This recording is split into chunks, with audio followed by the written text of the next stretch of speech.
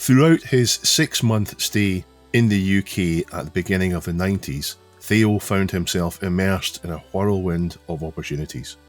He considered his journey to England the experience of a lifetime. Being an admirer of Samantha Fox, a prominent UK page 3 model, he revisited the UK in 1996. During this visit, he pitched an idea for an interactive CD-ROM project to her manager, which involved remixing her decade-long hits and visualising unreleased sequences in a virtual studio. While their interest was piqued, they were already committed to another venture.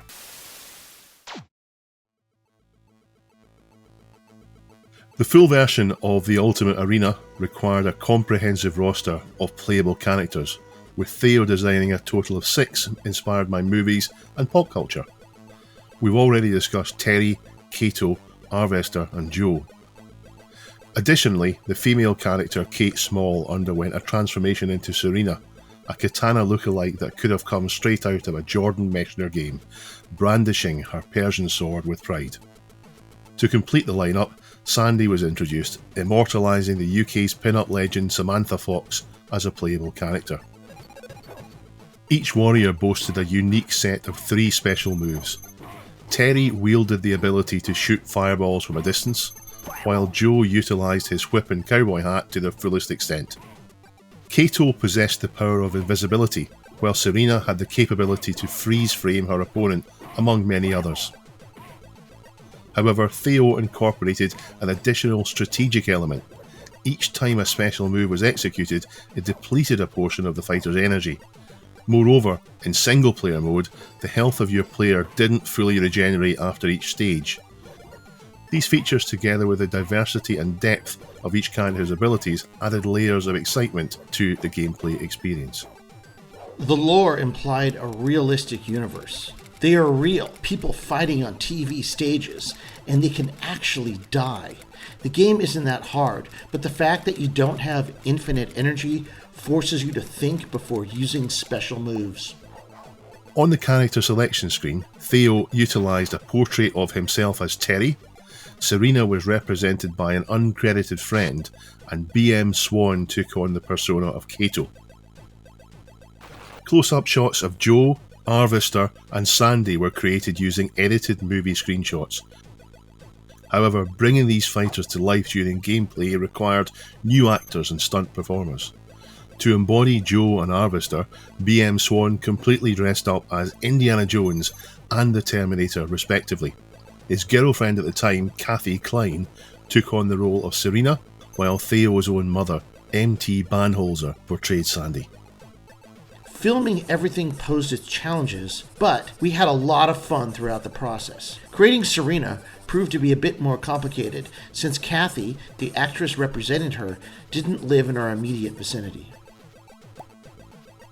However, one character was still absent. Following the tradition of Mortal Kombat, the final stage featured a boss character. Hades, a floating alien entity, was entirely hand-drawn using Dega Elite and animated. No digitization was employed here. I originally didn't want Ultimate Arena to be a fantasy game, but more of an anticipation story, so all the characters had to be human apart from the final boss, which was designed to be a real challenge and a surprise. The full game boasted 5 distinct locations, each featuring backgrounds based on digital art and design using Dega Elite. While some stages paid homage to Mortal Kombat 2, others were original creations. However, all stages shared a common feature: the left and right edges were lethal. Theo incorporated this design element specifically to prevent players from getting trapped at the sides and succumbing to an endless pummeling, a frustration he experienced in Mortal Kombat. The game commences in the Ultimate Arena, a custom-designed level tailored for the game and a clear nod to The Running Man, where combatants engage within an electrified enclosure. The volcano stage returned, now with enhanced graphics allowing players to knock opponents into molten lava. This level even included an advertisement for Daughters in Time, a game similar to Zelda that Theo was working on at the time. Unfortunately, it was never completed. Another notable background is the Heaven stage, a visually stunning homage to Mortal Kombat 2's pit stage. complete with parallax scrolling effects. The pool stage, featuring meat hooks and corpses, served as Theo's take on the acid pool level. Lastly, the practice stage bore resemblance to Goro's lair in the original Mortal Kombat, but offered a unique twist. It was the only level where players could be knocked out of the ring without facing instant death. For some of the levels, I spent quite some time on a parallax effect, like the Mode 7 on the SNES, but it slowed down the animation quite a bit, so I went with a simple 3 or 4 planes of parallax FX. Compared to the original demo level, the full game underwent a significant transformation. Numerous optimizations were implemented, eliminating the choppy scrolling that plagued the earlier version. The characters were now smaller, but boasted enhanced detail and a broader colour palette, and because of the change in size, the vertical scrolling was omitted. The complete game ran at 3 VBL on the STe, equating to approximately 20 frames per second. However, one major drawback persisted. Despite extensive efforts to optimise RAM usage, Theo encountered constant out-of-memory errors.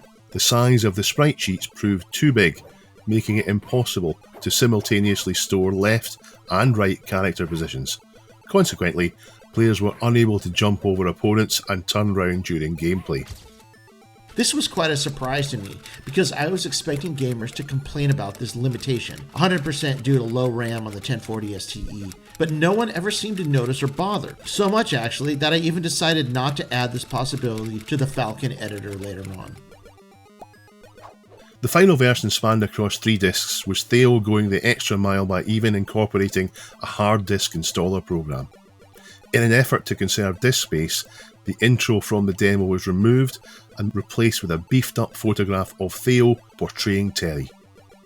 The intro and outro music was custom created for the game by Theo and BM Swan, while the sound effects were homemade. Additionally, the announcer's voice was Theo's own, digitally modified using freelance audio software. There were 2 modes of play: a single-player adventure where you could choose between Terry or Sandy and had to defeat all opponents to finish the game, or a 2-player training mode that allowed you to select one of the 6 characters. Furthermore, you had the option to disable blood and special moves if you preferred a less intensive experience. Lastly, a turbo mode similar to the one in Street Fighter II Turbo was also accessible.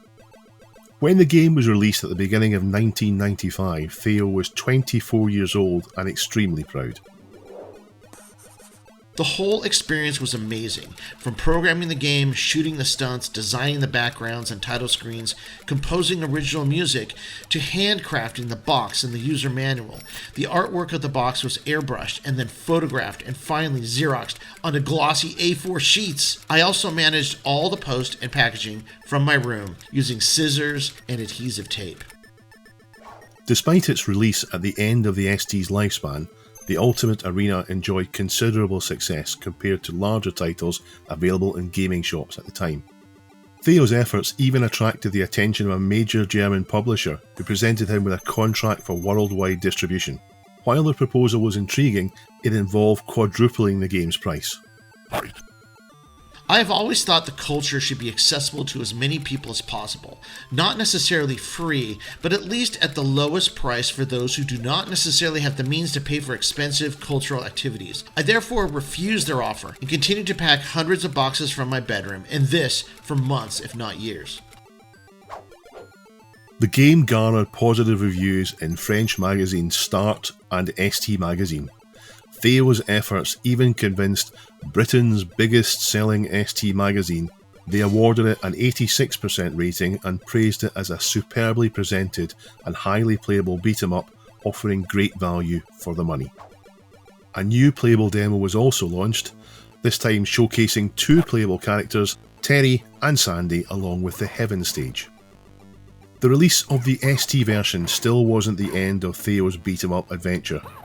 Little did he realise, he had only just embarked on the journey towards creating one of the greatest games to ever grace Atari's flagship machine, the Falcon.